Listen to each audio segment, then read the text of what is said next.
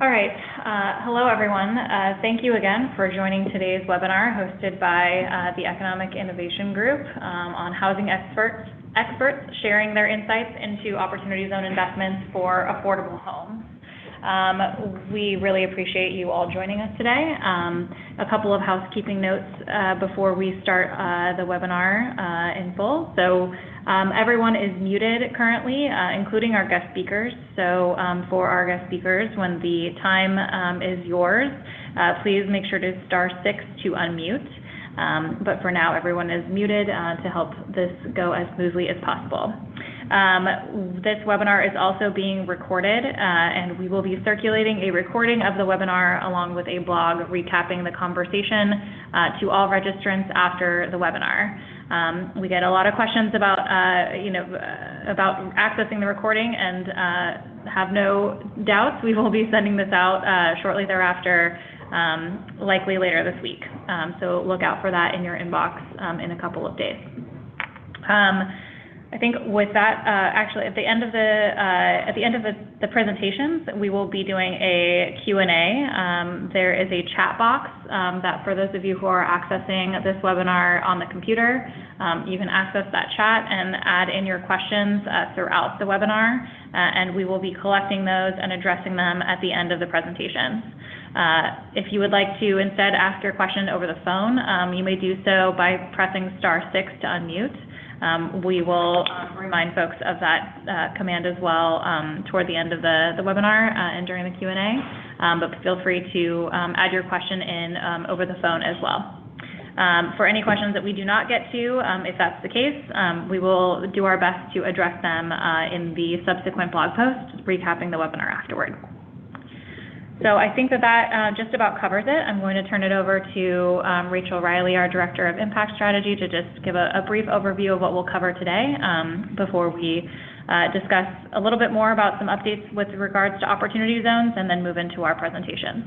Hi, everyone. Thanks so much, Catherine. And very briefly, just wanted to, at the outset, since we have a number of guest speakers, just provide an overview of sort of the run of show or the outlined agenda for this call. So we are going to provide a few updates on opportunity zones, just writ large, the market, and some policy updates. And then we also, from our perspective, are going to provide, some thoughts on why we are partnering with NCSHA on these deal profiles, opportunity zone development profiles, as well as some of the broader themes and high-level trends that we're seeing and why we think this is a really important subject to cover. Then we're going to turn it over to NCSHA to talk about the really great work that they're doing and what state housing agencies are also doing as far as initiatives with opportunity zones. And then we are going to hear from our guest speakers who are very familiar with the transactions that were featured as part of the opportunity zone development profiles, because in most cases they were the developers of these projects. And really, in doing so, wanted to share firsthand, from their seat, how OZ financing was layered as far as the broader capital stack, but also how it enhanced the impact of their deal. Great. So before we begin, we thought it would maybe be helpful to give a quick overview of Economic Innovation Group as well, and sort of what we do and our involvement, particularly in the opportunity zone space. So we are a nonprofit bipartisan research and advocacy organization, which started in 2015, and one of our very first initiatives or kind of policy papers was a white paper that outlined the concept of opportunity zones. We then worked with our champions in the Senate and the House to turn that concept into legislation, which became the Investing in Opportunity Act, which was introduced in 2 Congresses in 2016 and 2017. Ultimately, that was part of the Tax Cuts and Jobs Act, the tax reform bill that was passed at the end of 2017. So we are nearing the 2-year anniversary of opportunity zones becoming law. Since then, EIG has been very engaged in the implementation of opportunity zones. We have a coalition of nearly 75 member organizations, including fund managers, investors, financial institutions, CDFIs, and philanthropic actors to help with the implementation process of opportunity zones and ensure that the incentive is kind of meeting its full potential as intended by Congress. To that end, we've been really engaged in the regulatory framework and working with Treasury and the administration on ensuring that the rules to date that are helping to govern the market do so in a way that encourage a diversity of investment and a diversity of places. So primarily we're really interested in, of course, improving the built environment, and of course we'll be talking much today about affordable housing and how opportunity zones has been useful in that particular space. We are also particularly interested in seeing operating businesses receive investment through opportunity zones in a way that community development programs of the past have perhaps kind of left that opportunity out there for a new incentive like this one to help fill that gap. We've also been very engaged in some of the legislative efforts that we'll talk about here in just a couple of minutes. And continue to be champions for reforms such as the institution of a reporting framework, a reporting requirements framework that was always intended to be part of the initial legislation and was stripped out just due to kind of parliamentary rules. So this is just a little bit about EIG's engagement thus far on opportunity zones. We've also been working with communities across the country to help determine emerging best practices and models for communities to begin to adopt as they're embracing opportunity zones as part of their economic development strategy, and thinking through ways that this incentive can be helpful in meeting some of their unique community needs. So with that, I will kind of move on to our first slide and provide some updates on opportunity zones. Many of you had submitted questions on this prior to the webinar, so we thought it'd be helpful to just give a quick kind of rundown on where we find ourselves today. So the final regulations, which Treasury has said that they are planning on issuing final regulations before the end of this year. So that's in just a couple of weeks. We still anticipate that Treasury is on track to do that. The final regulations will be a compilation of the first and second tranche of regulations, the first of which was released in October of last year, the second of which was released in April of this year. So they will be kind of taking those two pieces together and adding quite a bit more clarity as well, just based on some of the myriad comments that they've received throughout the process. So again, we anticipate that final regulations will come out before the end of this year, within the next couple of weeks. And we are very much looking forward to the clarification and the clarity that will provide for investors and communities, and hopefully that will lead to a further uptick in the market in market activity as well. In terms of legislative action, so it's here on this slide. We have one of our latest pieces of analysis on the latest Impact Act that was introduced by Senator Tim Scott, again, one of the original champions and co-sponsors of the legislation in the Senate. Generally, we have seen a flurry of legislative activity in the last couple of months. The piece related to reforms or enhancements to opportunity zones. The piece that has the kind of widest bipartisan support and support kind of writ large is the institution of reporting requirements framework. We are also supportive of, again, adding reporting requirements into opportunity zones for opportunity funds and their investors. That said, at this point, with the vehicle through which we were hoping to see any kind of potential changes to opportunity zones would have been an end-of-the-year tax package. That was just announced earlier today, and at the moment, opportunity zones is not included within that kind of rather skinny package, so to speak. So we would be looking at potentially next year for our next window of opportunity to see enhancements such as that to be included or considered, I should say, in Congress. So I would say no, at the moment, no imminent legislative activity on opportunity zones in terms of something that would actually be kind of passed into law. So And then one thing that did in terms of the regulatory framework, yet again, something sort of related to opportunity zones, is the Office of the Comptroller of the Currency, along with the FDIC, came together to issue updates to regulations of the Community Reinvestment Act. I think this is the first time in about 25 years that they have updated regulations pertaining to CRA, which of course is a pretty important, is an important program for banks and financial institutions looking to get CRA credit by supporting activities in low and moderate income communities across the country. They have included opportunity zones investments, either investments or supporting of opportunity funds as a qualifying CRA activity. These are proposed regulations, so it's important to note that they are not final, and that a 60-day comment period will start from the date that those regulations hit the Federal Register, which will likely be sometime this week. So again, that's something to keep track of, but definitely an important development in the potential use and pairing of CRA credit with opportunity zones activity as well. One other thing to note here is the inaugural class of the Forbes OZ20. So this Forbes, together with the Sorensen Impact Center, launched a sort of program to highlight some of the great work that's being done by what they call Opportunity Zones Catalysts across the country, ranging from funds to kind of initiatives, like local community initiatives, and other groups in between. It's a really inspiring group of people who are working across the country to implement opportunity zones, very much with community needs in mind and really front and center.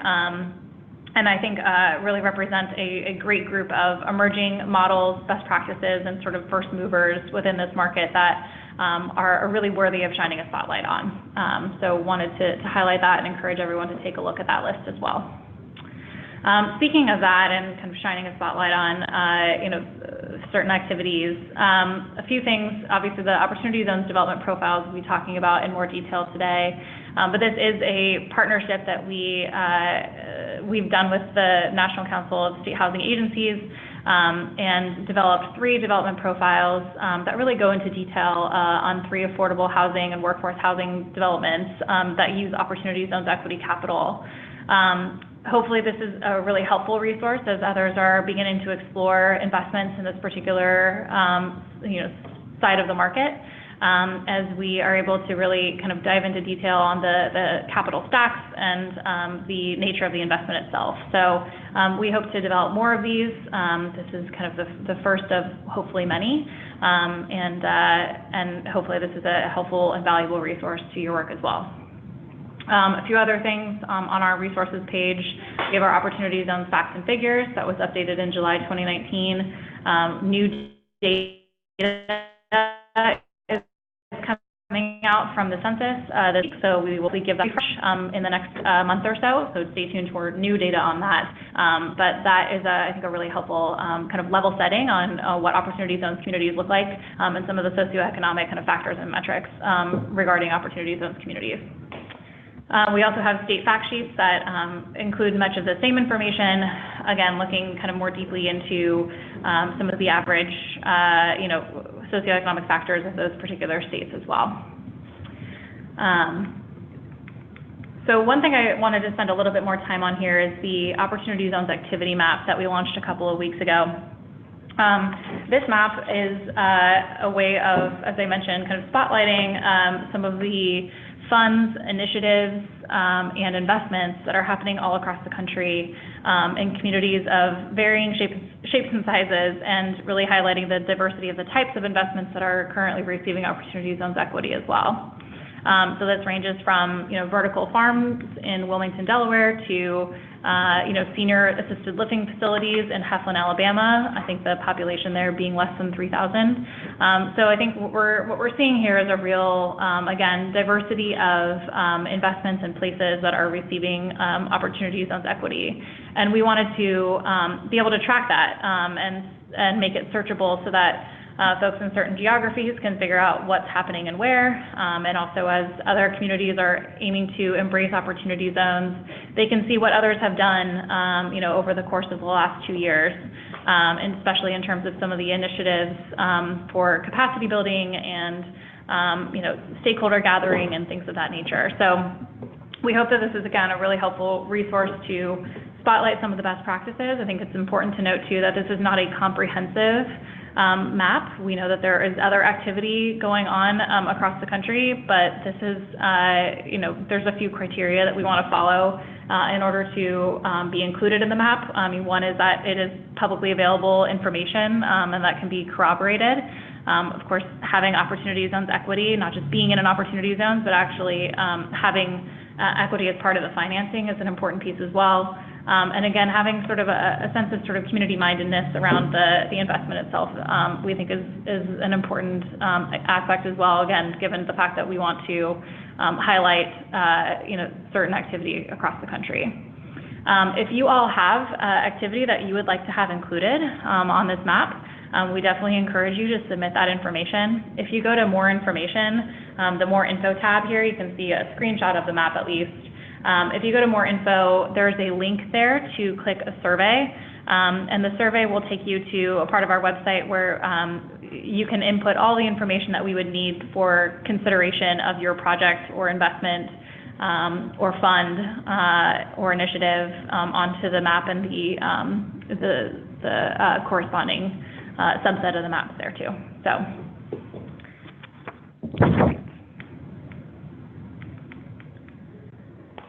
Great.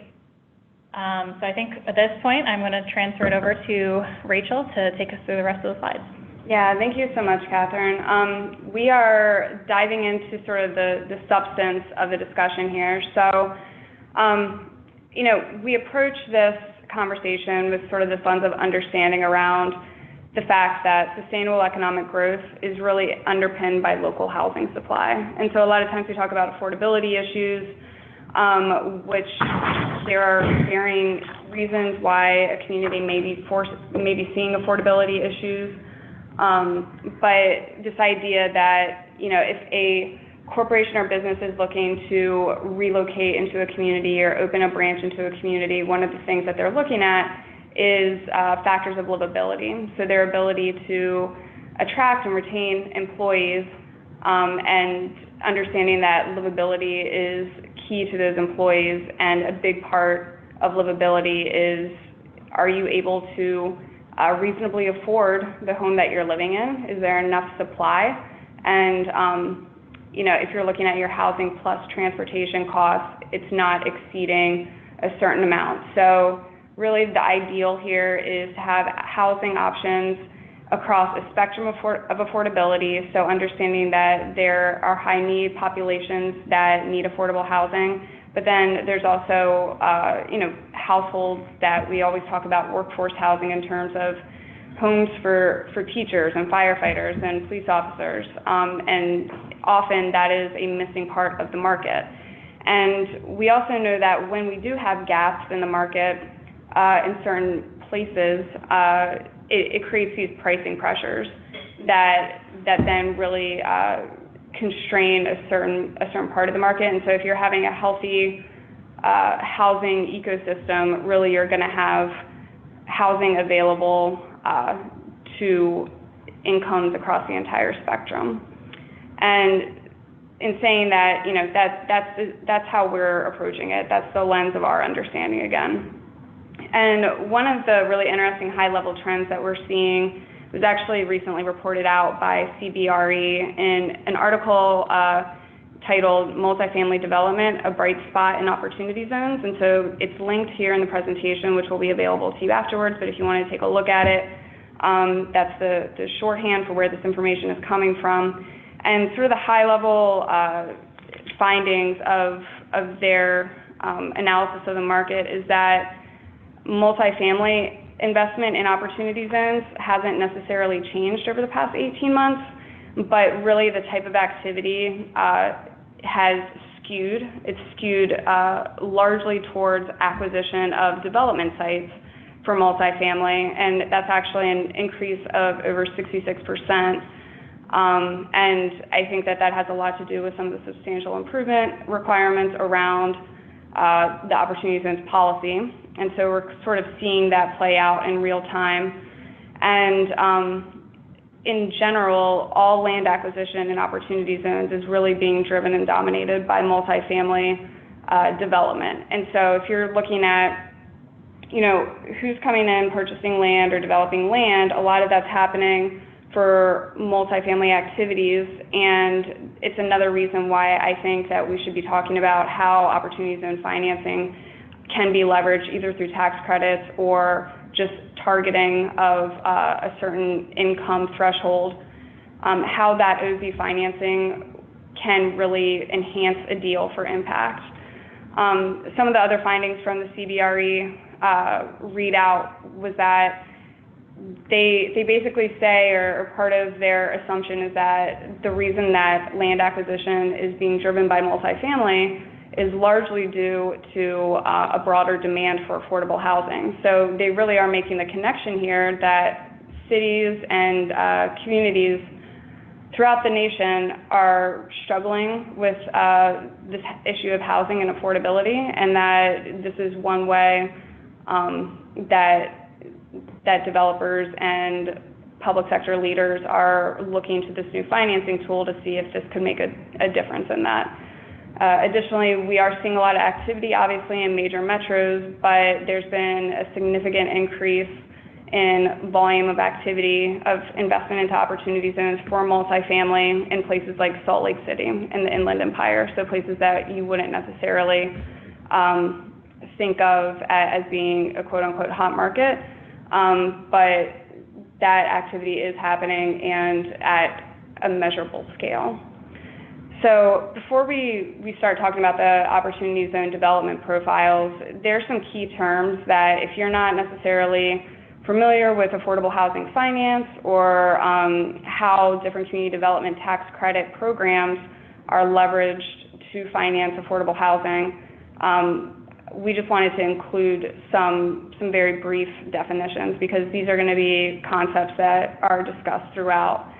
So, and in providing some of these terms, I also want to say that these definitions are in no way comprehensive or a full description of these programs, or there's different scenarios a lot of times around, especially how rent restrictions are applied, how people define workforce housing as far as AMI thresholds, et cetera. And just that's my asterisk because I want to make sure that people understand that we know that this is a much more nuanced conversation. So basically when we're talking about affordable housing, most often the low-income housing tax credit program, it's the most successful production tool for affordable housing in our nation's history. And so when we talk about affordable housing, a lot of times we are talking about housing that has been financed through the low-income housing tax credit, although again, there are a number of other ways it could be financed, and also, or developments that have leveraged other sources of public financing. And a lot of times that public financing comes with covenants that mandate rent restrictions.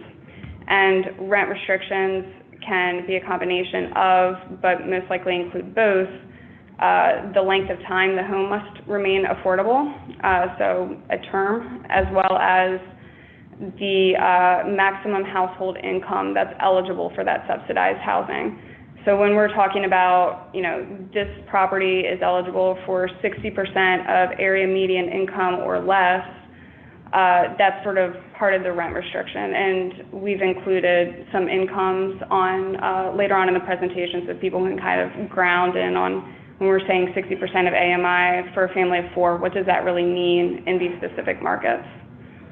When we're talking about workforce housing, sometimes there is public financing used to help finance workforce housing, but oftentimes it's not enough to really encourage a rent restriction, and so it doesn't have those ties associated with it. And so we talk about this being as more targeted to households of 80 to 120% AMI, but also depending on what market you are, workforce housing, that AMI threshold or spectrum can really skew just depending upon different economic factors. And then the last thing I just want to share, again, mentioned the low-income housing tax credit program earlier, but there are multiple, subsets of this program. Sometimes states have low-income housing tax credit programs. We're going to talk about both the federal competitive housing credit as well as tax-exempt bond financing. So, and that's at the state, and so it's non-competitive, 4%. And just wanted to provide a little bit of background there. And so to kick off the discussion on our really great projects that we're going to be talking about today, just wanted to share more information about our partnership with NCSHA to profile housing developments that have leveraged OZ financing. And we launched with these 3 projects. We will continue to be highlighting other projects over the course of the series, but what we're already seeing is this answer, number 1, to the question of, can opportunity zone financing be twinned or paired with other community development tax credit programs, such as the low-income housing tax credit?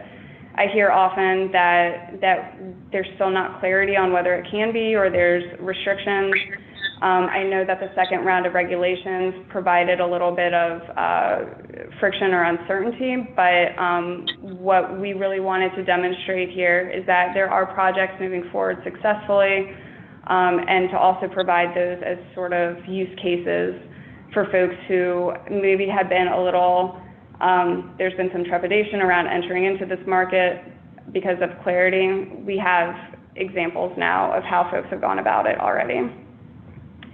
The other thing to mention is that, as we all know, each community is different. Each community has different housing needs depending on population, income, economic sectors that it's serving, as well as just like the age of the housing stock and supply.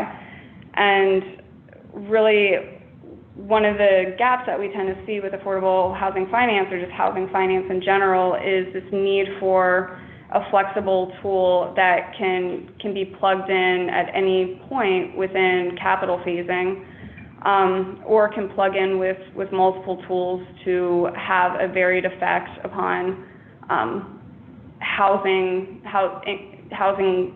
incomes across the spectrum. So again, for the purposes of these first 3 profiles, we have housing that's been financed as low as 40% of AMI all the way up to 120% of AMI. So really, the importance of OZ financing being very flexible in its nature has helped to support these different types of housing projects.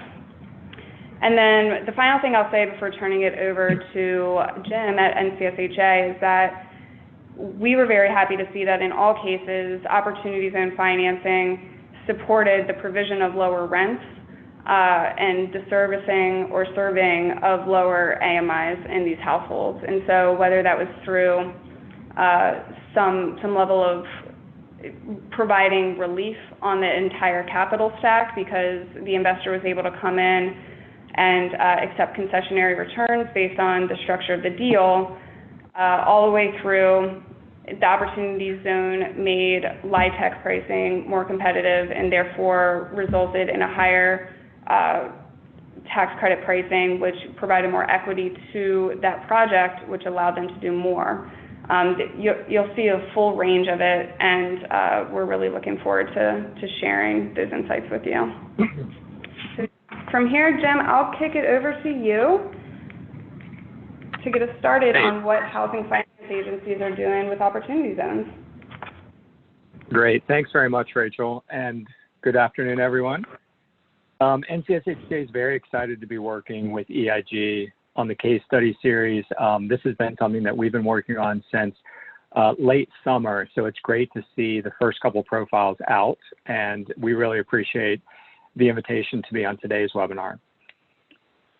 So let me start with a little bit of background on NCSHA. I assume there may be some people on the webinar who are not familiar with NCSHA, but we are, like EIG, we're a nonprofit. We're based in Washington, D.C., and we represent the interests of the state housing finance agencies, or HFAs, in all 50 states, plus the District of Columbia and the 5 U.S. territories that are populated. The HFAs have close to 50 years of experience financing development and rehabilitation of affordable homes in low-income communities. And a lot of this development is located in areas that are now designated as opportunity zones. As Rachel mentioned, our agencies administer the Low-Income Housing Tax Credit or Housing Credit Program. They also issue tax-exempt private activity bonds that are used to finance both multifamily and single-family residential development. The HFAs are involved in a number of other affordable housing programs, including the HOME program, Section 8. They work with the Rental Assistance Demonstration or RAD program that does a lot of public housing redevelopment. They're active with the National Housing Trust Fund. And they work in collaboration with HUD and the U.S. Department of Agriculture on a number of other single-family and multifamily programs. So while most of the HFAs focus mainly on affordable housing, there are some that also work and administer community development and economic development programs. So you'll see some states that are more active than others in things like economic development or small business development. So the HFAs really are an excellent resource for anybody that's working in opportunity zones. They have a lot of financial resources available to leverage financing and deals. And I think from the HFA perspective, they look at opportunity zones as another tool that will support their efforts to revitalize some of these distressed communities to provide affordable housing and other things that are needed in the communities. Like EIG, NCSHA is very actively engaged in the legislative and regulatory work on opportunity zones. And at the bottom of the slide that you see in front of you, there's a link where it says learn more about HFA programs in your state. That is available in the PowerPoint that you'll get after the webinar concludes. That's actually a link to a list of all the housing finance agencies. So if you click on that link, it'll take you to a list and you can see the different financing programs and other resources that are available from the HFAs. So on the next slide, I want to talk about some of the ways that HFAs are supporting opportunity zone development specifically. The first one is really talking about incentives in the housing credit program for location and opportunity zones. And anybody that works with the housing credit knows that the demand for credits is significant across the country. It's about a 3-to-1 demand nationwide. So it's an extremely competitive program. It's actually much higher than 3-to-1 in some states. So the way that the program works, typically state agencies have scoring criteria, and the developments that score the highest in that scoring are the ones that receive an allocation of credit. The others are left waiting for the next year where they may be able to compete again. What we've seen with opportunity zones is that some states like California have added points to the scoring criteria for developments that are located in opportunity zones. So essentially they're saying, if you have a property that's located in a designated census tract, we're going to give you additional points in that scoring process. And those additional points are critical to getting an allocation of housing credits in a lot of states. Other states, like Mississippi, have actually done a set-aside of their credit authority. So every year a state agency has a limited number of credits that they can allocate. And what Mississippi has done is actually set aside a portion of those credits for deals that are located in opportunity zones. So it's another great incentive to try to do a deal in an area there. An aside about the housing credit program, one of the recent developments in the housing credit program is the introduction of a new minimum set aside for what's called income averaging, or the average income test. And this allows housing credit developments to target units that go up to 80% of area median income. And as Rachel mentioned earlier, typically affordable housing and specifically the housing credit has been limited to families that earn up to 60% of area median income. But recently, there was a change in the statute that allows housing credit developments to target units that go up to 80% of area median income, as long as the average targeting in the development still equals 60%. This is a big change in the program. The program's been around for 30-some years now, and this is a relatively recent change, as I mentioned. This new targeting really could facilitate the financial structuring of a lot of deals and opportunity zones, especially in some rural areas, because it essentially expands the potential market of income qualified residents in those areas. So you've got a larger population base that you're pulling from, and it makes feasibility of some deals much more easy to put together in those areas. Aside from the housing credit, HFAs have taken a similar approach in terms of incentivizing and targeting other resources, including private activity bonds and state-appropriate rental housing, all to encourage affordable and workforce housing development in opportunity zones. There's also a lot of collaboration going on. Some of our agencies were involved in the designation of the actual census tracts. They're actively working with a lot of other state agencies on funding and some of the education that's happening around opportunity zones. And some states like Maryland and Michigan have gone a step further by creating websites and online portals that connect opportunity zone projects with potential investors. So there's actually like an active meeting place where you can see some of the deals that are being proposed. If you're an investor, you can go in and look at those deals and look for potential investments. If you're a developer, you can go in and look for investors that might be looking for something. So it's a great opportunity to see what's happening at the state level. And I sort of feeds into a lot of the work that EIG is doing with their mapping tool.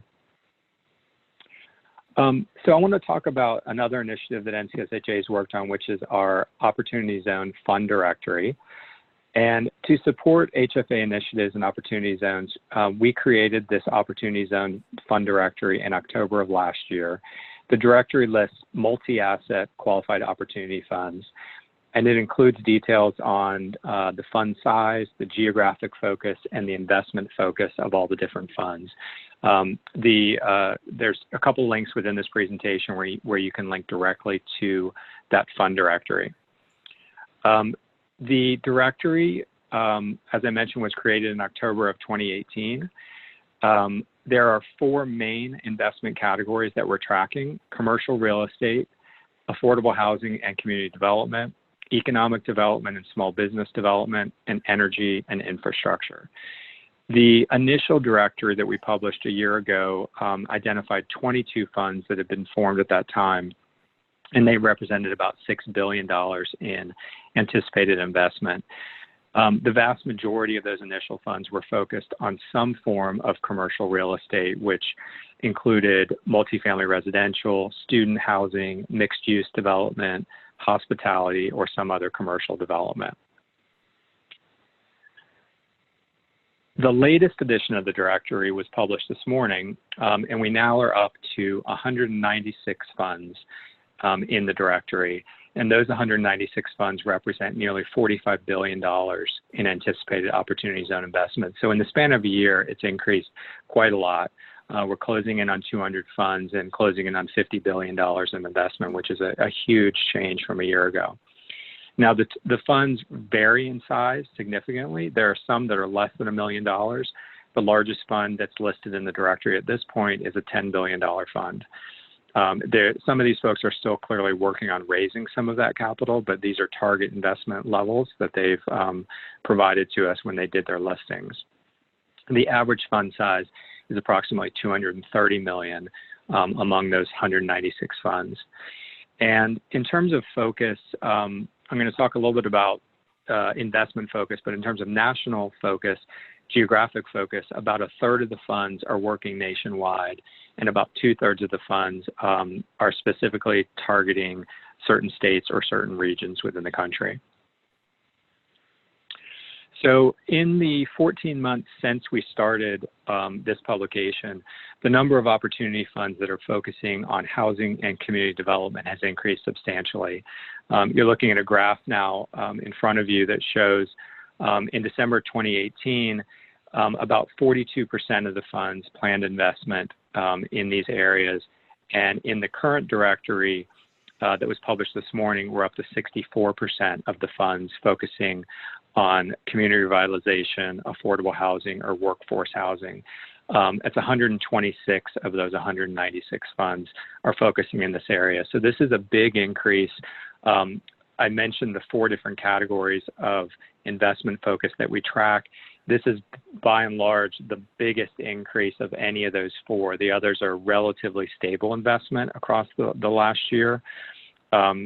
Very, very strong focus on commercial real estate overall, but in terms of growth, we've seen a lot of increase in the affordable housing and community development focus among the opportunity funds, and we expect that will continue. Also in the past year, we've seen a number of national housing credit syndicators that have created qualified opportunity funds that are focusing on affordable and workforce housing.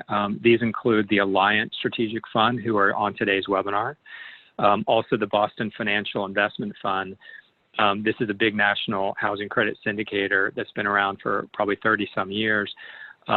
In their opportunity fund, they're focusing on deals that combine the low-income housing credit with the historic tax credit. So they're working on some interesting deals across the country. A few other funds that we are watching.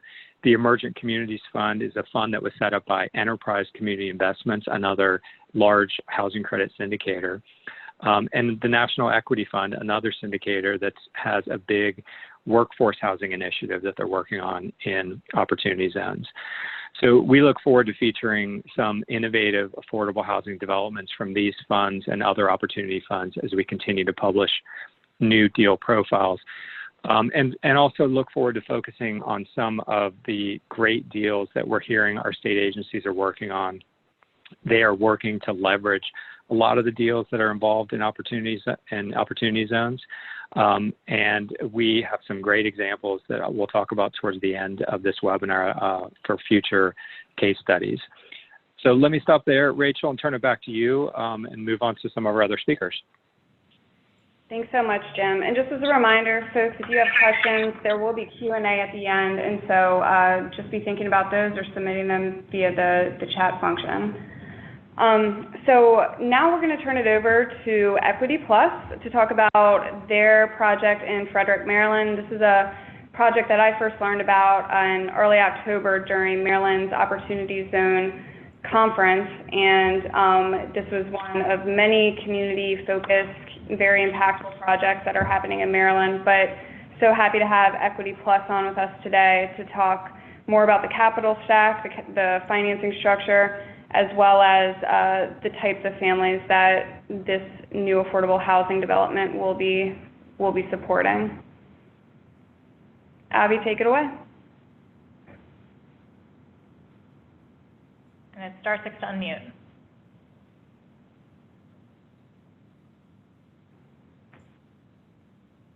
Nope. All right, well, we are not hearing, if you're speaking, we're not hearing you. That worked. I was hitting pound instead of star. My bad. There we go. We can hear you now. Great. Thanks. Great. Thank you guys for the introduction. Brief background on Equity Plus before I jump into Ox Fiber. We work with tax credits as both a consultant and co-developer, low-income credits, new markets credits, and historic credits. This project started as a just straight low-income housing tax credit historic 4% bond twin deal. And we weren't planning on using Opportunity Zone financing here. As we got into the project, we had construction costs go up and a number of other things turned the budget sideways. So we reached for the Opportunity Zone financing as a tool to fill the gap, because we were getting gap financing from the state and the county, but they did not have more gap financing available to fill what opened up. So we went out in the market and found an Opportunity Zone investor to fill the gap. Project is the adaptive reuse of an abandoned paintbrush factory in downtown historic Frederick. It was a Goodwill headquarters for 20 years for part of the building, about a third of the building Goodwill was using and not really using the rest of it. They wanted to move to a new headquarters, so they have vacated. We have bought it, and we're going to convert it to 83 loft-style workforce housing, my definition anyway, sorry, rental apartments. In DC area, especially, we talk about 60% of AMI.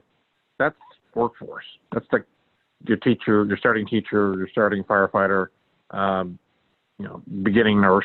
I mean, and that's the target market for most of our units. We do have 10 units that are at 40% of AMI or below at the request of the state and county as a condition of their financing. So those will obviously be targeted, still workforce, because you still got to afford the rents, and if you have an income of $45,000 a year, you have a job.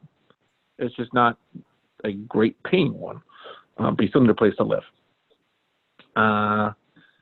So to the next slide, I'm just trying to figure out how to do that. Oh, there you go. So Frederick, Maryland itself has had a pretty big economic resurgence in the last 5 to 10 years as the D.C. metropolitan area slowly, and now not so slowly, expands out the major interstates from D.C. So the growth has been marching inexorably out to the west along I-66, to the south on I-95, and to the northwest along I-270 towards Frederick. I remember growing up, I'm born and raised D.C. You'd drive maybe 15, 20 minutes outside of D.C. and you were driving by cows and farms and pumpkin patches, and it was rural all the way to Frederick from that point. Now, you could get on 270 and drive about 45 minutes from D.C. to Frederick, and you never would realize you left the suburbs of D.C. if you weren't paying attention. So the growth is heading in that direction. That's causing housing prices to go up in Frederick and rents to go up in Frederick. So our apartments will rent for about 15 to 20% below what the market would enable us to rent them for had we not used tax credits. So there's a need for this as you see here. There's waiting lists for any remotely affordable project in the Frederick area. Next slide. So the capital stack looks pretty familiar if you've done low-income housing tax credits or historic tax credits. You got senior debt. In this case, we're using a Freddie Mac loan. We were going to use a HUD loan, but we had to switch for reasons that don't matter in this conversation. We get our low-income housing tax credit equity from the 4% bonds. We get our historic, both federal and state equity, opportunity zone money, subsidies from the state and the county, and deferred developer fee. I'll note, this is probably a good place to talk about the terms that the opportunity zone money came in. That by the nature of an affordable housing / workforce housing project, you can only support but so much opportunity zone equity and still generate the returns that the equity investor wants to put in. This isn't a market rate deal where you have infinite, potentially infinite upside at exit. Here, you're rent restricted for the life of the investment. So you can solve for the amount of money you can raise in an opportunity zone setting by reverse engineering the internal rate of return the investor wants. If an investor wants a 13% return, you can take less money than if you want an 8% return. Most affordable housing projects can't afford to raise opportunity zone equity beyond 5% of TDC. There's just not enough cash flow and exit benefits. And even then, you've got to convince your investor, and I think there are some out there, and we found one, that recognize that this investment into a workforce housing project 3 blocks from downtown Frederick has a lot less risk than a lot of the other new construction or operating business investments they could make in the Opportunity Zone program. So while they might be targeting, 15% returns in market-oriented deals, if you've got a portfolio of projects, putting one of these in at an 8 to 10% return isn't necessarily such a bad thing because it's safe and you're going to get it. You have no worries about leasing units when you're renting them for so far below market in places that have such a high demand. So that's what we got here. Our Opportunity Zone investor was willing to take an 8% post-tax return because it was a low-risk investment.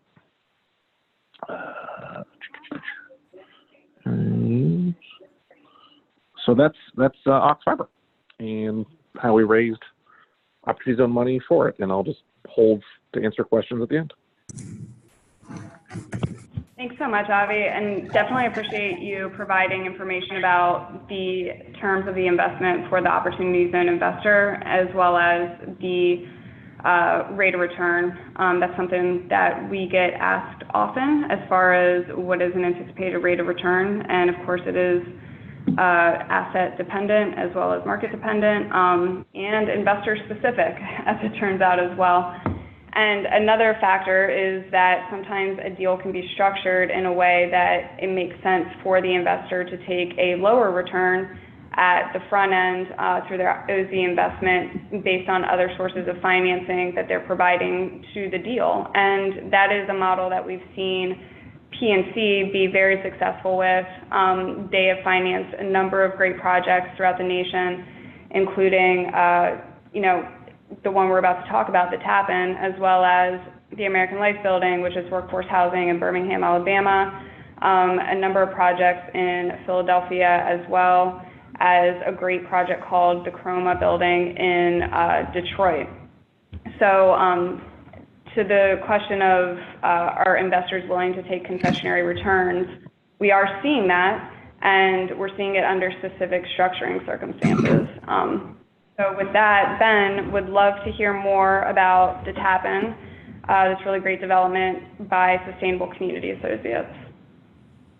Well, thank you so much. And can everyone hear me all right? Yep. All right, great. Wanted to confirm. So I'm really glad to get to talk about the Tappan project, and hopefully this is an interesting example, very different than Ox Fiber, and really about how the OZ incentive can help private developers building high-quality workforce housing. This is a standalone project, not combining with any other housing finance agency programs or LIHTC.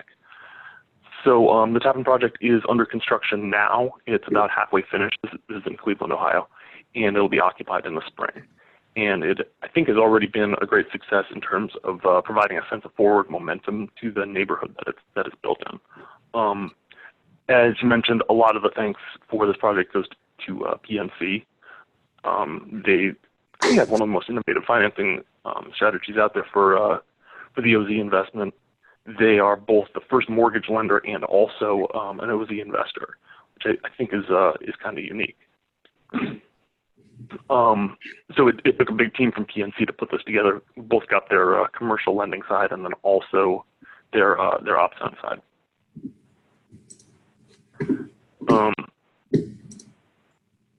Took a lot of legal and financial structuring that I'm sure is familiar to a lot of folks here. PNC's counsel was Kutak Rock, and our counsel in Cleveland was Myers Roman, Friedberg and Willis, and sure everyone knows Nova Graddick. The Cleveland office there, Annette Stevenson and Alex Iden, were the ones who really held it all together. So this neighborhood, as you can see from the demographic information here, it's very low income census tract, 43% poverty rates, but it's showing a lot of resilience.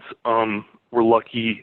We have Metro Health Hospital, which is a key anchor institution. It anchors the south end of what's known as the historic Scranton Road corridor in the neighborhood. The south end is Metro Hospital. The north end is downtown. And this corridor is really the commercial backbone of the neighborhood. So that's where we really look for progress in the area. Our company, Sustainable Community Associates, we're a small local development firm. Tappan is our fifth project. We've been working in this neighborhood since 2011 and have two former factories nearby, both of which were brownfields, both of which were HTC projects, and one of which was also a new markets project, NMTC, HTC combined. So together those were 89 units of housing and about 40,000 square feet of commercial space. But rents in this area, they're really not going to support high quality new construction, certainly not the new mixed use that we think is important to bring pedestrian activity and street life back to the Scranton Road. So we were looking for some innovative program in order to build new. So the Tappan site, it's about midway down the Scranton corridor. It's been vacant for at least 20, 30 years. And it occupies a very visible corner. So a successful infill project here is going to make a major impact on the feeling of the street. So our goals for the site were, first, to bring residents back to the area by providing high quality units that could attract market rate renters and could also provide workforce housing, high quality workforce housing. That's targeting folks who are, for instance, working at Metro Hospital as a nurse. Probably wouldn't have otherwise found a good quality apartment in the area, would have looked elsewhere, Now we're giving them an opportunity to live near where they work. So we wound up with 95 units, mostly studio and one-bedroom units seem to be the biggest need in the area. The project is designed to be very energy efficient. It's designed to enterprise green community standards, so that's in order to keep utility bills low for residents who are on a tight budget. And we were also committed to bringing a new business to the area. So we have a bakery, which we had identified as a community need. Found a local entrepreneur who was ready to own and run the bakery and take that risk. So we invested in him, which is a thing that would not have been possible without the OZ incentive, I gotta say. So that bakery is going to bring a lot of street life to Scranton Road, and hopefully I think it's going to be a great amenity for our residents too, because you can go right downstairs in the morning, get a cup of coffee and a pastry that's right out of the oven. So structure, I'm sure everybody's curious about. Obviously unique to the Opportunity Zone legislation, but it shares some components that you might have seen in tax credit projects. So for instance, at the end of the 10-year investment period, there's a flip where PNC has 5% of the proceeds from capital transactions, and at which point they have something it's similar to a put option that you would see in like an agency or a new markets deal. So PNC does not make a huge profit off their equity investment in Tappan. The profits really, if any, are going to stay with the local partners and be reinvested in the neighborhood. We actually have another project that's right down the block, also in the same Opportunity Zone, hopefully going to close in 2020. So as I mentioned, PNC is both the first mortgage lender and the Class A equity investor. Their mortgage amortizes over 10 years. And at that point, at the end of the OZ compliance period, we'll refinance the project, be able to redeem their equity investment, and we and the other investors, local investors, will stay in line. So we actually have a second opportunity fund that's set up for the local investors, which is an addition to PNC's opportunity fund. So both those two funds invest in the same OZ business. So the local investors are taking a return that is perhaps a little bit below market, but the tax benefits of the OZ program kind of combine to make it a worthwhile investment. But as I said, it works best over the long term as a 20 or 30-year investment. You can see from the capital stack that the project is not very heavily leveraged, which is by design. It would look different than a strictly market rate and non-OZ project. So this lets us go into a slightly less developed neighborhood, live with lower rents, but the OZ benefits, in fact, sort of mitigate the risk of going into a less proven neighborhood by not being so leveraged. And our model is that we own and manage all the other projects that we've built, and we'll own this one for the long term as well. So really, that's the kind of project that you can support with the OZ incentive, using the OZ benefit to get it off the ground for the first 10 years, and then it'll level out over the long term.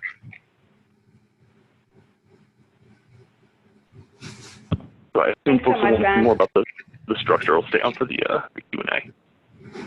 Yeah, thank you so much for your time, Ben. And I think it's so important to have a local community developer at the table for, especially as you're entering into a transitioning neighborhood or market, to have those local insights as to investment opportunities, number one, but then also to be a good steward of that neighborhood, good steward of those properties and the people that are interacting with those properties over the long term. And you mentioned that part of PNC's structure is this option to basically have you take them out at year 10. And I think as we talk a lot about responsible exits, sometimes we talk about rate of return, but often I think it's about asset transfer and retaining wealth locally in the community. And so the fact that you all, as a local community developer, have the option to basically take them out or retain full ownership of this property at year 10 ensures, as you said, that a lot of that profit or the wealth created will stay in the community over the long term. And then the other thing that I want to just highlight and flag for folks is that this capital stack, as far as having PNC as one Opportunity Zone equity investor, but then another separate fund come in with a number of local investors, and having both of those within the same capital stack. This is sort of, this is another model. It doesn't all have to come from one investor. It can come from multiple investors. It can come from multiple opportunity funds. And it just speaks, again, to the flexible nature of OZ financing and how it can make a difference in total financing of a project. Turning over to Clayton from Alliant. 1 second, sorry, Yeah. There's just one question related to actually just that PNC's kind of role here, and the assumption that, the question is that the PNC's equity stake here obviously was capital gains realized by the bank, right? So, correct. And that is often more of a one-off kind of situation for banks, but in this case, PNC had one of those situations where they recognize capital gains, and that is the qualifying type of capital to put into opportunity funds, and that's what the equity, the equity that they were able to put into that project was from that. Yeah, right. That's great. It's a great point and a really good question, and I think it also speaks to the proposed changes for CRA eligibility that Catherine spoke to earlier around how financial institutions could potentially be motivated to enter into this space. A lot of times, again, financial institutions are going to experience a capital gains event on a one-off if they sell a business or something else. But I think that having at least clarity and certainty around what will qualify for CRA for financial institutions would help to encourage more to come to the table with interesting financial structures like the one that PNC has done. And I also know that, Clayton, you guys also had a bank financing your project there in Orlando, so it's probably a great time to turn it over to you and tell us more about Paramore Oaks. Yeah, good segue, and thanks for having me on. It's refreshing for us to be talking about these kind of projects that, we really felt were, what Congress had intended for this legislation to be done in these areas. So I think we're all happy to be talking about this. This is just a little quick background, I guess, on Alliant Strategic. Alliant's been a tax credit syndicator in the space for over 20 years.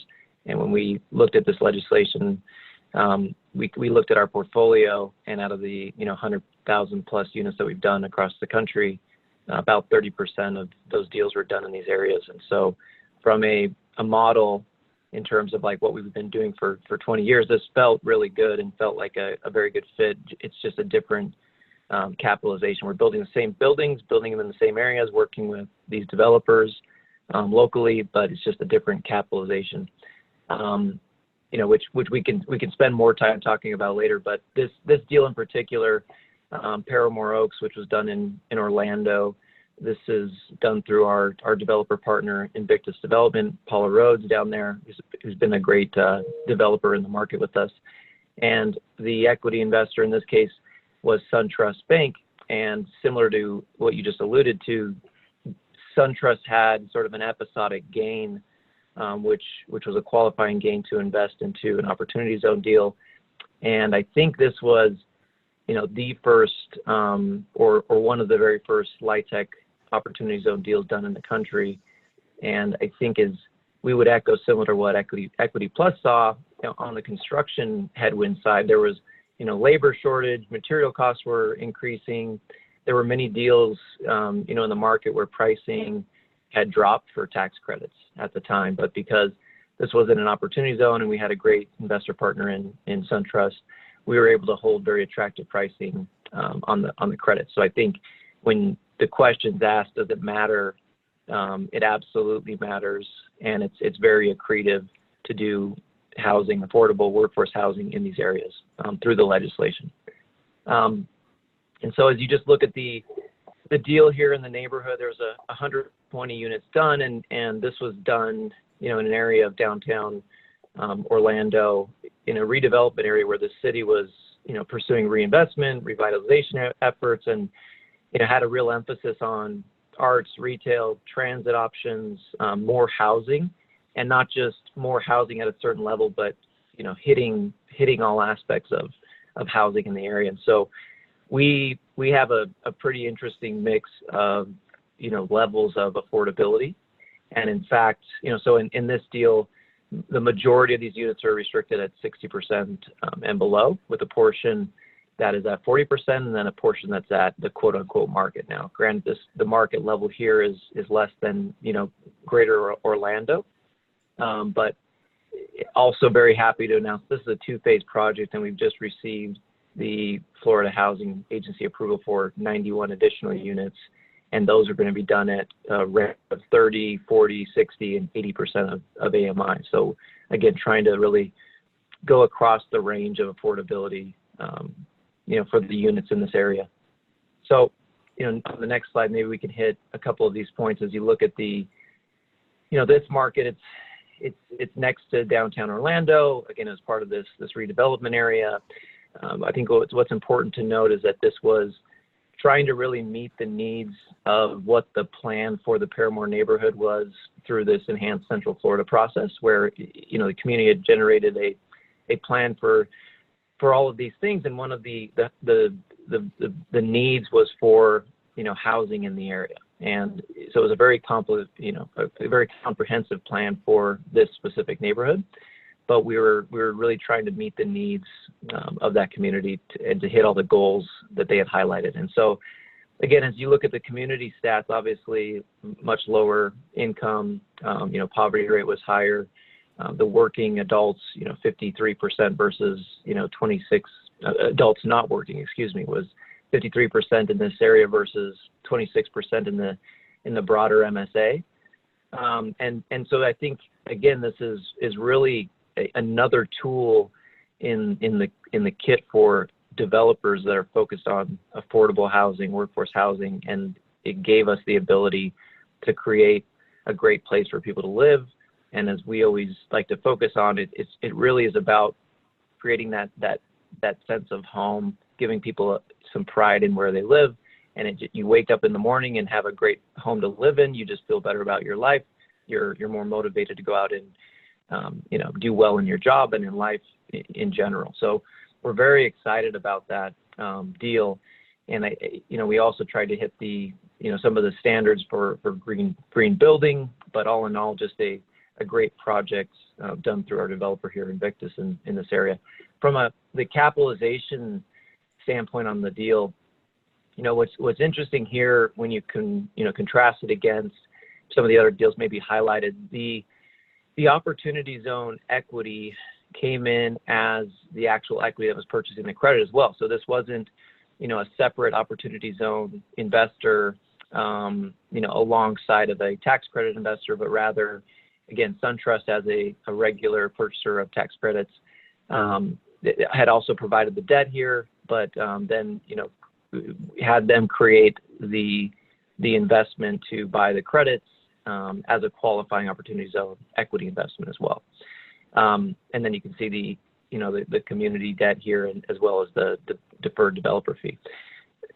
Tying back to your comments earlier on CRA, we didn't see this as a repeatable scaling option in terms of how the capitalization was done here, given that you had to have these gains that are more episodic for banks. And so what we were really hopeful for was that there's another method that banks can come into these deals with an incentive to provide equity to the deals. Because, in multifamily, debt is readily available. Rates are low. We're in a good debt environment, but creating an incentive for banks to come in to do equity was super important. So, as we've highlighted before, from a CRA perspective, we're very hopeful that will be, come out in a form that's an incentive for banks to provide equity into these deals and get the credit that should be due as part of those investments. So I'll pause there for any questions, or we can jump into the full broader Q&A. Thank you so much, Clayton. And one of the things that I want to highlight from what you said was also the fact that often we're having conversations around community engagement and opportunity zones, and the fact that sometimes community engagement may be a lengthy process, and may inhibit timely deployment of capital into opportunity zones and into those investments. But sometimes community engagement looks like having a comprehensive plan already on the shelf because the community has already been engaged for multiple years prior to that. They've dictated their needs and wants, and then having an opportunity zone investor come in and developer come in to execute and meet those goals. And so, again, it's just another way to look at this dynamic of how these investments can be done alongside community needs and identified community priorities and delivered for enhanced community impact. So thank you so much for sharing that project. It's a really great one, and so happy to hear about phase 2 and the fact that you guys got awarded funding to go ahead and do that. So with that, Catherine, I think we can open it up to Q&A. I've been told that there have been a lot of questions that have filtered through. Yes, and Clayton, if you are able to stay on for just a couple more minutes, I know you have another engagement, but if you're still on the line, there's a couple questions related directly to Paramore Oaks.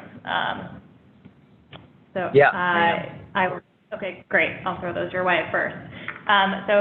First question is Paramore a 4% tax-exempt on debt finance property? This was a competitive 9% deal. Great, okay. And then one more question. How much was the credit price higher because of OZ equity? Yeah, I mean, it's a good question. It's hard to say without somebody saying, here's your price if it's not at OZ and here's your price if it is. But I can tell you that we held, pricing at a high price, just under, $1 a credit. So, from that perspective, it made a lot of sense and it was super accretive to the deal. Yeah, and to that point, I know NCSHA has been gaining a lot of insights just based on their national membership and footprint around credit pricing and how being located in an opportunity zone has potentially been able to increase those rates. And so probably something we'll talk about a little bit more at the closing as we talk about what's next for the series. Yeah, and one more thing to add, Jim might have, some real insight into that and looking at some of the similar deals kind of in the broader area of where, and I think in some cases, it's not just the point of a better price, but it's sometimes the difference between a project getting done or not because it may not pencil at that lower price. So you never kind of know because there may have been an offer, but the deal didn't get done.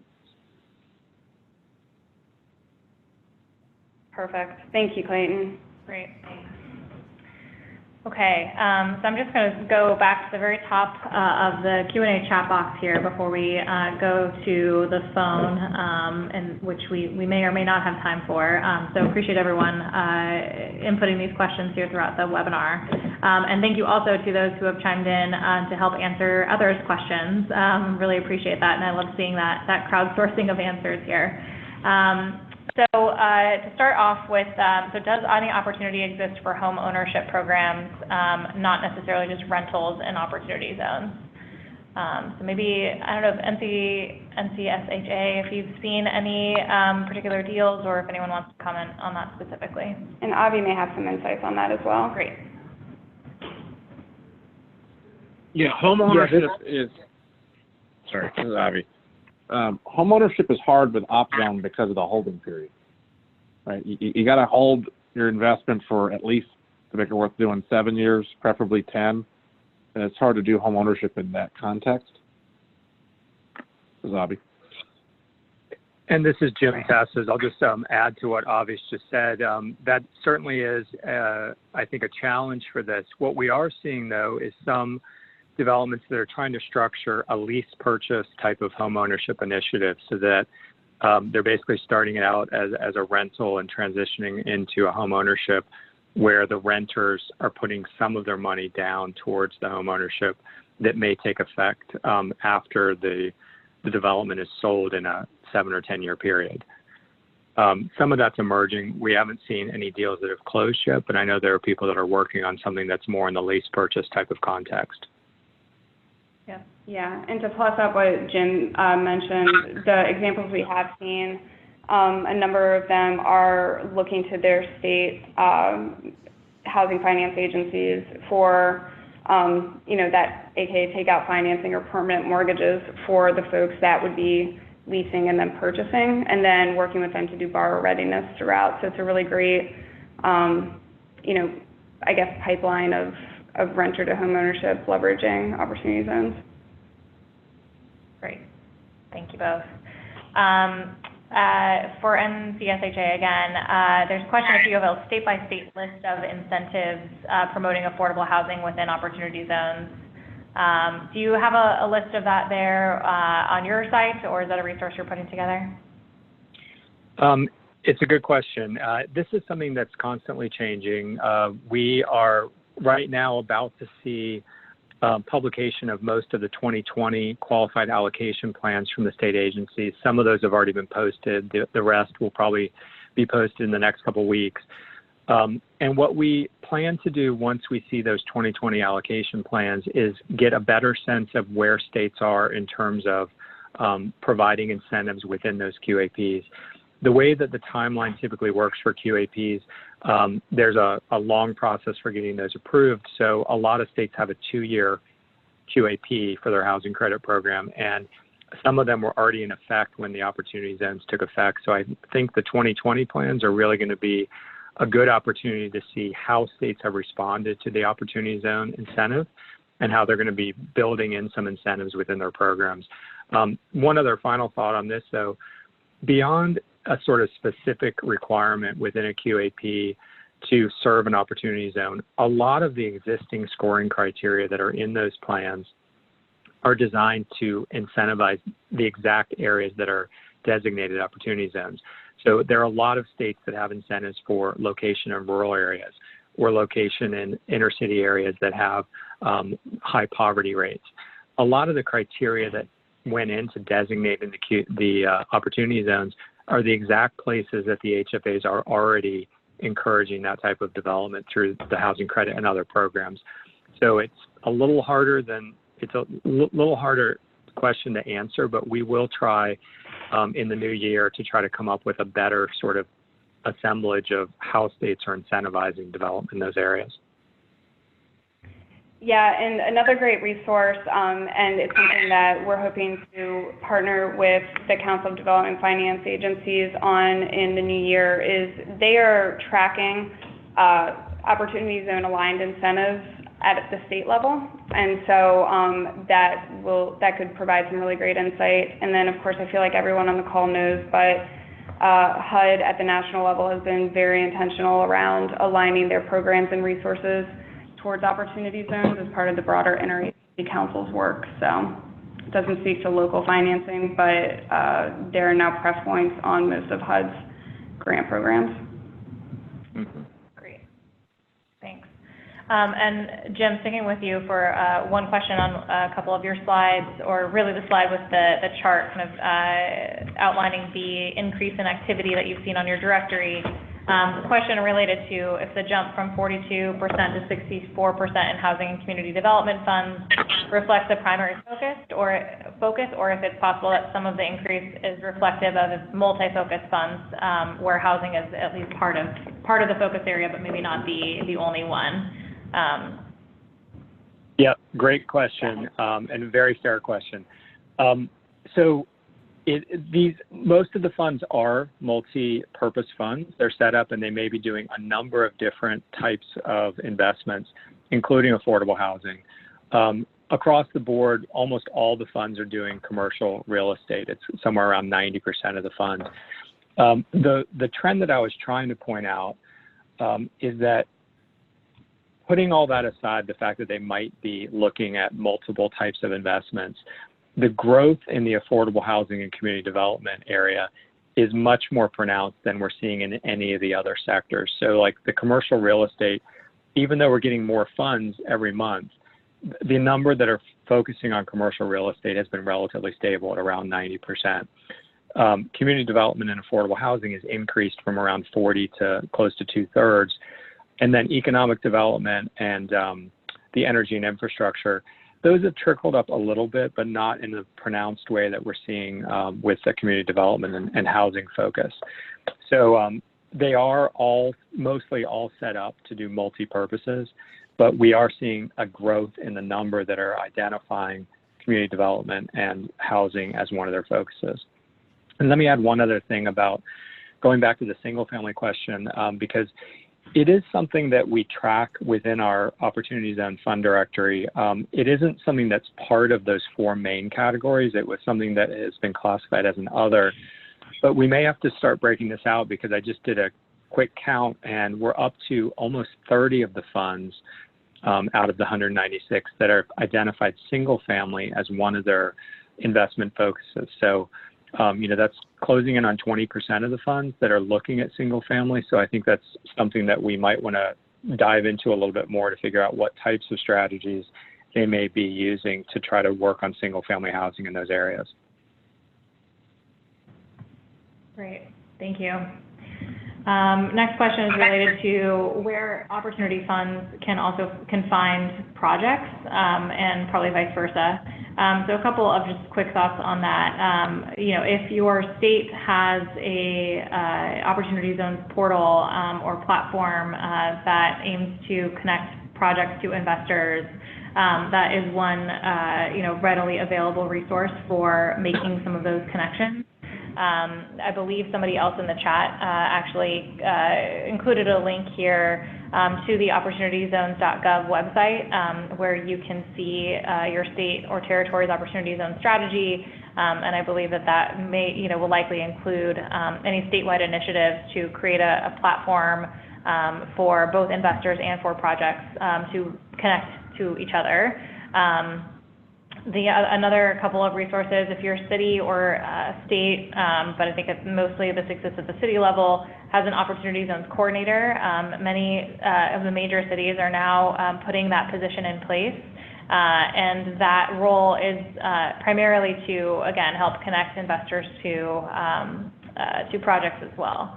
And then finally, another platform that we're familiar with, they're a member of our coalition, the Opportunity Exchange is another platform that increasingly has actually been working with a lot of the states to help run their platforms directly, but also is a platform in and of itself for projects, particularly with a social impact aspect to them.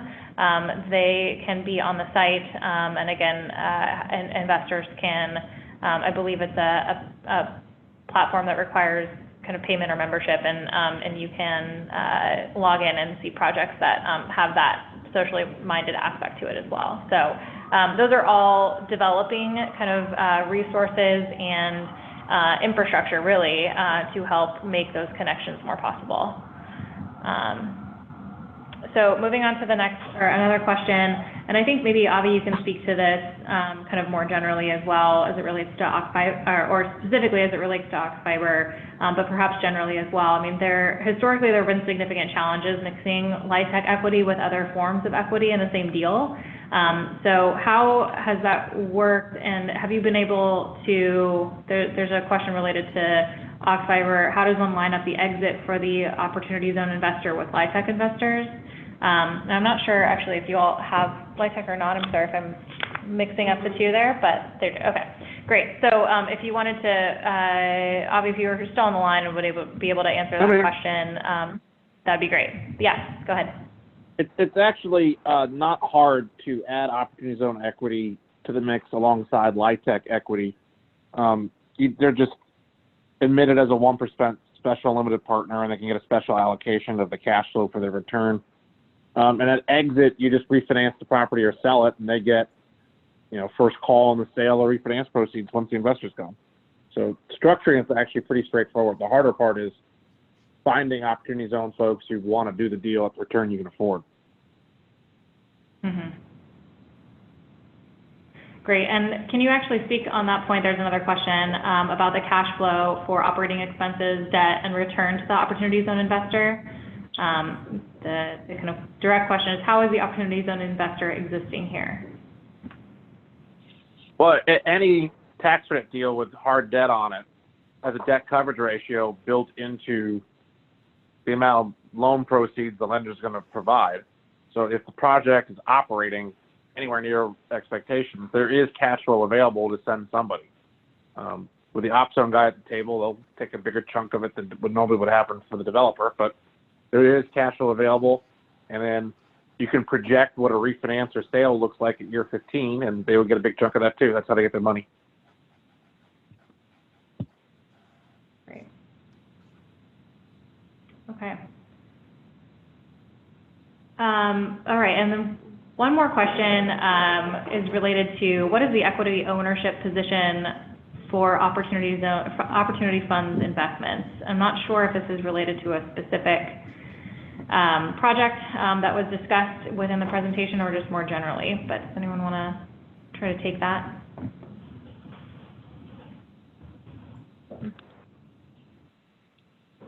For our deal, I can't specifically speak to these deal terms just because some of it's a little proprietary, but I'd say, during the 10-year period, it's roughly proportional to the amount of money that each investor is putting in. And then in our deal, PNC has as I mentioned, a flip down to 5% at the end of the 10 years. So that would look, the exit would look more like an HGC exit you might be familiar with. Thanks so much. That's really helpful.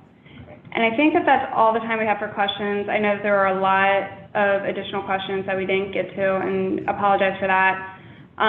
But in closing us out, I, first and foremost want to thank our guest speakers for allowing us to highlight the work that they're doing and elevate these as best practices or use cases that can be used for the field. So, very, very much appreciate you letting us do that. And then, of course, our partners, NCSHA, for being part of this deal series or development profile series journey with us.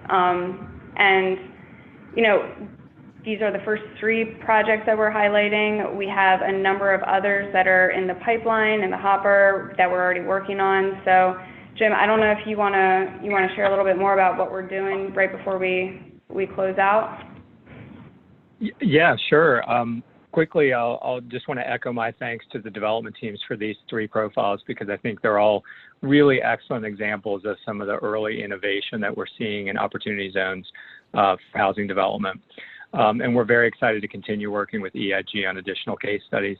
We do have a pipeline of some pretty interesting deals. We're trying to figure out which of these will move forward quickly, but we're looking at a lot of different types of deals, a mixed income senior housing development. We're looking at some preservation transactions. They're not new development, but a preservation of an old one. We're looking at some mixed use type developments. There's one deal that we're looking at that's sort of a housing and educational, a new school that goes along with it.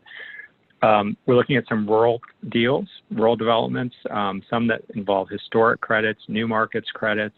Some state agencies have done some interesting things around using recycled tax-exempt bond proceeds. I mentioned the lease purchase initiative earlier for home ownership. We're also seeing some public housing redevelopment. So there's a lot of variety in what people are trying to do, and we hope to feature some of that variety in the case study series. As Rachel mentioned earlier, we're seeing a lot of focus on multifamily and a lot of interest in housing credit deals. So we're really interested to see how the market for opportunity zone and housing credit deals could evolve. Housing credit pricing is really strong at the moment. We've got an average probably around 90 cents on the dollar, maybe a little bit higher in some markets, particularly in those CRA markets where we sometimes see pricing that can go as high as about $1.20. And in closing, I just want to sort of throw out something provocative. One of the deals that we're looking at in particular for the series is one that's still in the credit underwriting stage. But it's noteworthy because it's a 4% credit development, has tax-exempt bond financing. The housing credit investor is also the opportunity zone investors because they have a capital gain that they need to use. But the way they're structuring this deal is that the investor is using the opportunity zone investment in lieu of other gap financing, which of course is usually critical to a tax-exempt bond deal. There are usually several sources of financing in there. But the fascinating piece here is that they're estimating at this point an equity price of around $1.50 for the housing credits. And let me pause and repeat that in case you missed it. $1.50 for the housing credits, which is significantly higher than the average that we're seeing historically in the credit program now, which is in the 90s, 90 cents on the dollar. It is still in the underwriting phase, as I mentioned, but if it moves forward, this could be the highest price we've ever seen for housing credits in the 30-year history of that program. And that sort of financing structure, I think, would be very welcome in the housing credit industry because we're really struggling to identify gap financing sources for development. So if that really does play out, it may be lower than $1.50 when it closes, but it's going to be a strong equity price. And I feel like that's exactly what we were hoping for when the Opportunity Zone incentive was created, that it brings additional capital into these deals, makes these deals feasible that might not otherwise have gone forward, and sort of eases the pain that we're seeing in terms of finding other financing sources for affordable housing. So that's great news. Obviously, if this one comes together, it will be something that we'd like to feature in a future case study, but we'll have to save that for a future webinar. Rachel, I'll turn it back to you. Yeah, thank you, Jim. And just underscoring from EIG's seat how important that last example really is in demonstrating where the innovation is occurring and how OZ financing can be used to help create affordable housing, do it without having to take out additional subsidy.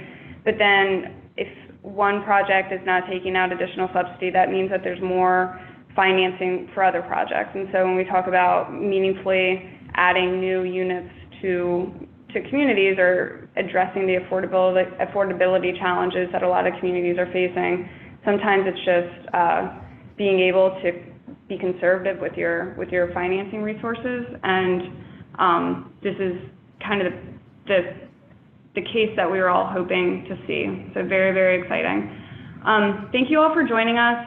This has been, a project that I've really enjoyed working on and will continue to work on very, very happily. And as you could tell, we get very excited about, tax credit pricing and different models, and we hope you do too. So thanks so much. And Catherine, anything else?